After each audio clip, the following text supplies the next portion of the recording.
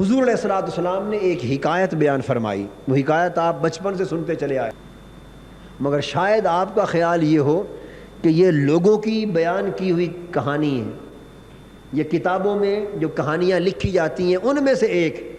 مگر یہ مغالطہ دور کرنا چاہتا ہوں، یہ لوگوں کی لکھی ہوئی کہانی نہیں، یہ آقا دو جہاں کا فرمود، یہ حضور کی بیان کردہ حکایت جو صحیح بخاری میں، صحیح مسلم میں، جامع ترمذی میں، مشکات میں، حدیث کی متعدد کتب میں آئی، متفق علیہ۔ آقا صلی اللہ تعالی علیہ وآلہ وسلم نے حکایت بیان کی کہ 3 آدمی سفر پہ نکلے، راستے میں موسلا دھار بارش ہو گئی، اتنی شدید بارش ہوئی کہ انہیں جائے پناہ کی تلاش ہوئی اور وہ ایک غار میں چھپ گئے۔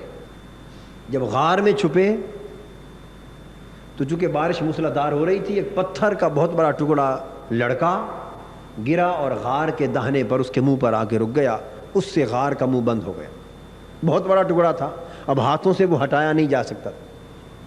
یہ زندگی اور موت کی کشمکش میں مبتلا ہو گئے، نہ کسی کو دکھائی دے، نہ باہر آواز جانے کا امکان، پھر جنگل، پہاڑوں میں،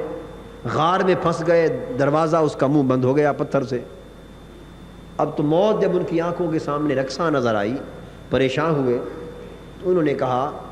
کہ اللہ تعالیٰ کی بارگاہ میں دعا کرو ہر شخص،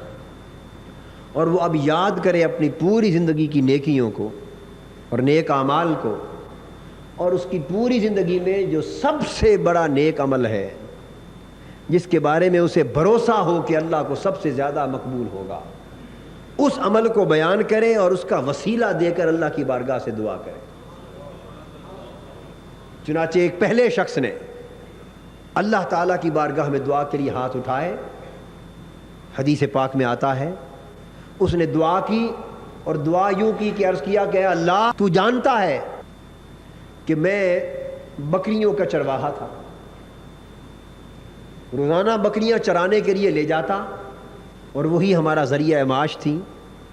شام کو دودھ دوہ کر لے آتا، اور میرے 2 بوڑھے والدین تھے اور بیوی بچے بھی تھے۔ اب بچے بھی اور والدین بھی اسی دودھ کے انتظار میں ہوتے رات کو کہ وہی کچھ پی کر سو جاتے تھے، غریب لوگ تھے، اسی ریور پہ گزارا تھا۔ تو میں شام کو دودھ دوہ کر لے آتا، باوجود اس کے کہ بیوی بچوں کو طلب ہوتی اس دودھ کی، مگر میں سب سے پہلے اپنے والدین کو پلاتا۔ اپنی آنکھیں کھول کر دیکھ لیں اور کان کھول کر سن لیں کہ بر الوالدین اور والدین کے حقوق کی بات سن کر کم سے کم یہ ظلم ہماری زندگی سے ختم ہو جانا چاہیے۔ میں نے عرض کیا کہ ہمارا اس مجلس میں آنا، اس گفتگو کا سننا، اس کا حاصل یہ ہے کہ ہم اسے اپنی زندگی میں اتاریں۔ جس عمر کو ہم لوگ پہنچے ہوئے ہیں، ہم میں سے کم لوگ ایسے ہوں گے جن کو والدین کا سایہ میسر ہے، شاید کثیر ایسے ہوں گے جنہیں والدین کا سایہ میسر نہیں، یا والدین میں سے ایک کا میسر ہے، ایک کا میسر نہیں۔ اور پھر ان میں کچھ ایسے ہیں یقیناً جو والدین کی خدمت انجام دیتے ہیں، والدین کے پاس رہتے ہیں یا والدین کو پاس رکھتے ہیں، قلیل ایسے ہوتے ہیں جو والدین سے دور رہتے ہیں۔ مگر جہاں جہاں کوئی جس حال میں ہو، اسے پہلے سے بڑھ کر والدین کی خدمت کا کام انجام دینا چاہیے اور ان کے دم کو غنیمت جانا جائے۔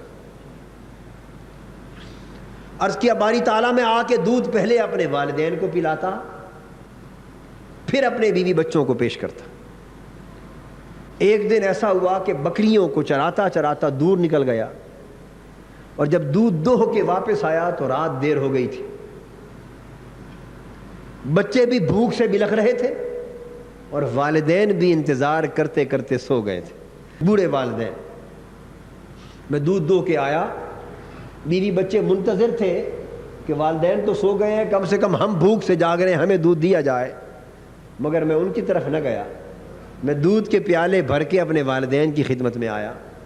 ان کی چارپائیوں کے پاس آ کر کھڑا ہو گیا اور دیکھا کہ وہ سو رہے ہیں۔ اب میں نے انہیں جگانا بھی مناسب نہ سمجھا کہ ضعیف العمر ہے، جگانے سے بے آرام ہوں گے، نیند میں خلل واقع ہوگا، اور واپس ہٹ کے جانا بھی مناسب نہ سمجھا کہ ممکن ہے جاگ پڑے اور پوچھ لیں بیٹا آیا نہیں ہے دودھ لے کر، اور یہ خیال کر کے کہ دودھ لے کر آ گیا ہے اور اولاد کو پہلے پلا رہا ہے، ممکن ہے دل میں بوجھ آ جائے۔ باری تعالیٰ تو گواہ ہے کہ میں ساری رات دودھ لے کر ان کے سرانے کھڑا رہا، وہ ساری رات سوئے رہے، ان کی آنکھ نہ کھلی اور میں ایک قدم اٹھا کے پیچھے نہ ہٹا۔ میرے بچے رات بھر بھوک سے بلختے رہے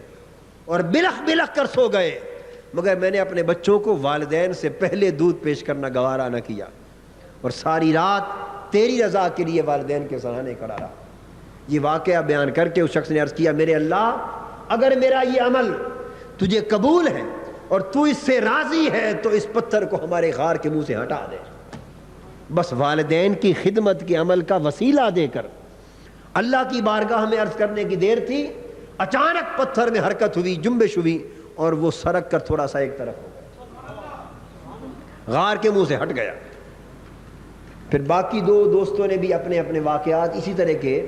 جو ان کی زندگی میں سب سے بڑھ کر نیکی کے پیش آئے تھے بیان کیے، اور ان کا وسیلہ دے کر دعا کی۔ حدیث پاک میں آتا ہے کہ پتھر نے غار کا منہ چھوڑ دیا۔ تو جب پتھر کو اللہ پاک نے اتنا حیا عطا کیا، ان نیکیوں کا اتنا حیا عطا کیا، تو اندازہ کر لے کہ اللہ کی رحمت کے حیا کا عالم کیا ہوگا۔ اللہ کے بندوں پر، مخلوق پر جو والدین کی خدمت اس طرح بجا لا۔